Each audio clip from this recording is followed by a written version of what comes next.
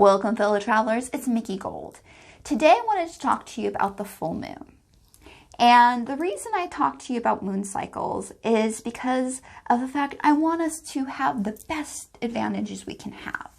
Now, when we believe something, those things tend to manifest in our reality. So here's the deal. Even if astrology or cycles of the moon or nature don't resonate with you, there might be somebody in your life or somebody in control of part of your life that it does affect or it does resonate with. So being aware of some of these things can be super helpful because it can give us some compassion for other people, because there are people who are affected by the full moon. Ask somebody who's worked in the ER or a police officer or in the psychiatric field about the full moon. So when we're aware of things, when we're aware of cycles, when we're aware of other people's beliefs, this gives us an advantage, not in a way that we can take advantage of people, but this gives us an advantage so we can be compassionate, we can understand people. We can understand when everything feels a little off and a little weird, and it's like, oh, this is going on. So for instance, this full moon has a lunar eclipse involved in it. So eclipses add a whole new little extra something to energy of the full moon. Also, we have a solar eclipse going on this month. We also have, I believe, 4 planets in retrograde currently.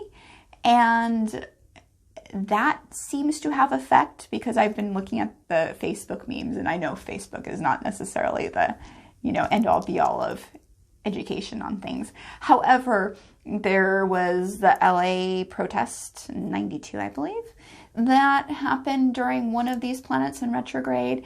The Civil War happened during one of these planets in retrograde, and the fall of Rome happened during one of these planets in retrograde. And I think we have another planet in retrograde attached to that. So people start noticing patterns when certain things happen. And when we have certain things, like you'll hear, if you listen to an astrologer, you'll be like, this is going conjunct with this, and this planet's opposing this, and they'll be able to tell you what happened, because some of these things happen in certain cycles of certain many years. So it's just kind of good to be aware of things and be aware of what's going on around you and use that again for your advantage. And hey, with the new moon, you get to wish. It's your moon to wish on and put out what you want. The full moon is your moon to release and let go.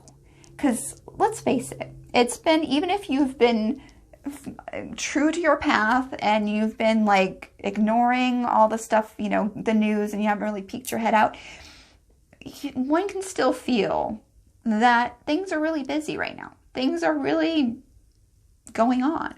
And it's a great time to release. No matter if you're paying attention to what's going on, no matter if you're just paying attention to what's going on here, releasing is always a wonderful thing to do. And I've given you guys before what to do to release. And my favorite is always by far writing. And, just writing, I release to the full moon. And then sometimes I think about my characteristics. I go through the good stuff about myself and the things that I wish were slightly different about myself. And I write down those things, and as I release to the full moon. And whether it's an addiction, whether it's, I wish I didn't do this or do that, or I wish I didn't get upset about this, I wish blah, blah, blah, those things we can let go to the full moon. And you can just write it. And there's some people who like to write things on like bay leaves. If there's something really that you just want to get out and get away, you can write it on a bay leaf and burn a bay leaf, or think about it and put it in your hand so you're not breathing in toxic ink, burning. There's stuff like writing on paper and putting it in water. There's stuff like burying it or setting it on fire. I don't want to sound like a pyromaniac here. Set it on fire. So there's lots of different ways to release, and we can get really creative. You're only limited on all this stuff by what goes on up here and being creative. And so you can kind of make it your own.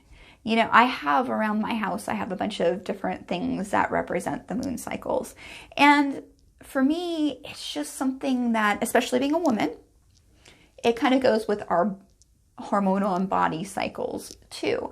So it's a good thing to remind me of the feminine, because the sun, so in some cultures, the moon is feminine and the sun is masculine.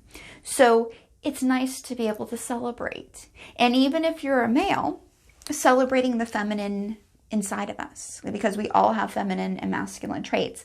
And when we have too much of one or the other, we're not balanced and we're missing stuff. Like if we don't have enough masculine energy, we do less moving forward. If we have too much feminine energy, we might not act.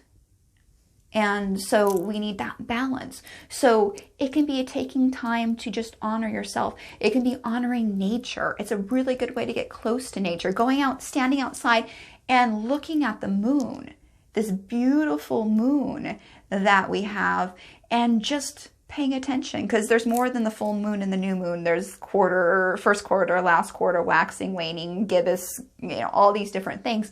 And you can really get into this just as looking at what's going on, because that moon you're looking at is pretty much the same moon everybody everywhere else is looking at. So if you have someone that you love that's far away, they can look up and you're looking at the same moon. And I mean, that's kind of lovely. And knowing that every month the moon has a certain name. So, hey, there's a moon that you might have been looking at, that strawberry moon last year, and then you're looking at it this year.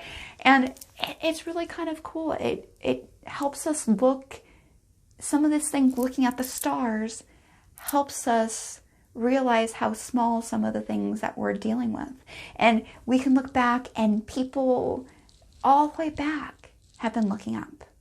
And farmers and scientists and everybody has used the stars, the moon, as ways to figure things out. Like I said, I have a farmer's almanac calendar, and it tells you when to cut your hair if you want your hair to grow longer, when to do this, when to do that, when to plant. I mean, these are really cool things that we can be aware of. So connecting to other humans, connecting to nature, connecting to ourselves, understanding, that's the point. The point of the journey is to understand, is to connect to ourselves, connect to the heavens, whatever it is. So take this time. And also, the other thing about the full moon, it can be a time to nurture ourselves. It can be a time to just take a break. It can be a good time, like, to just, I'm going to hunker in and have a blankie on and enjoy something that I really love. So it's up to you. Make your life magical. Make your life joyful. There's so many things outside of us that zap that. And what we really need is we really need people who